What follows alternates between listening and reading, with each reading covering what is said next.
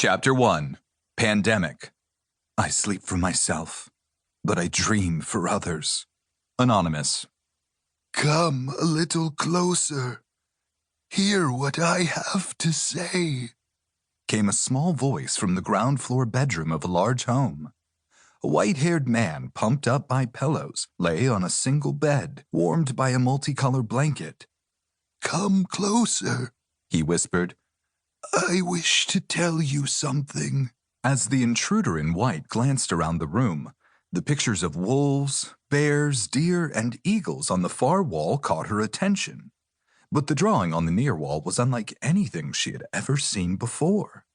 It was extraordinarily beautiful and surprisingly mathematical.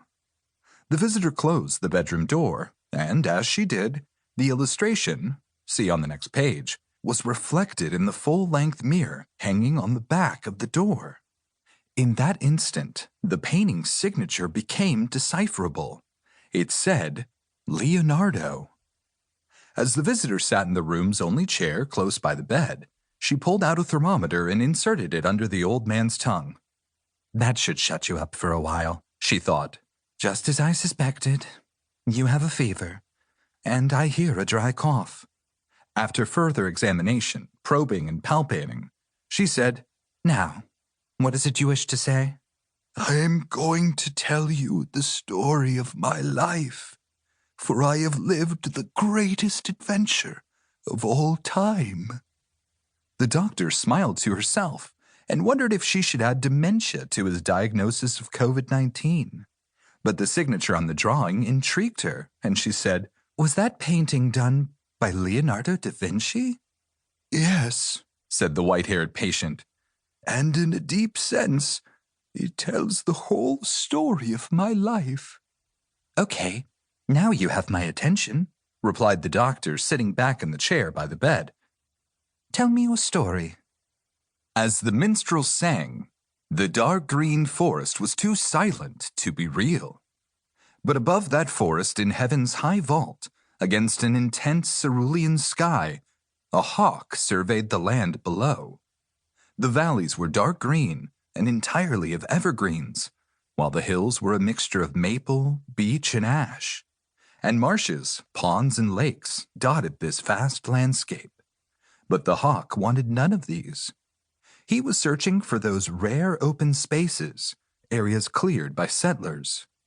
Like Sisyphus, these settlers rolled the rocks into piles and fences, cut the trees into houses and barns, and scratched the fields with shovels and plows to grow a few vegetables, in the hope of feeding a wife and a handful of children. At the edges of these open fields, this raptor would find his lunch of rabbit, squirrel, or snake. He and his mate were still feeding two chunky chicks that could not yet fly, although they had left the nest.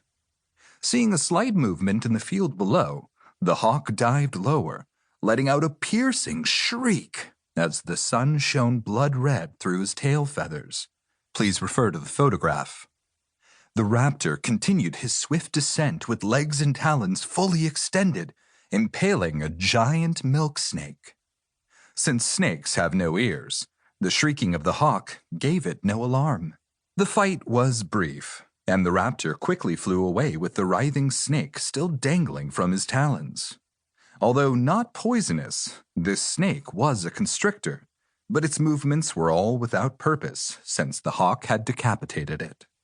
This constrictor, as long as the hawk's outstretched wings, would make an excellent meal for his family. Another movement caught the hawk's eyes. This one was on the road that bordered the farms. The raptor, glancing in that direction, saw one of the settlers. From experience, the bird knew these creatures were to be feared.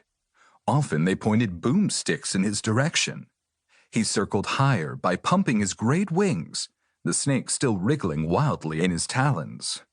The settler mumbled to himself, Damn chicken hawk, I should have brought my rifle. Every hawk was a chicken hawk to the settlers, be they buteos, accipiters, or falcons. Knowledge of the outside world had no place here. Nature was the enemy.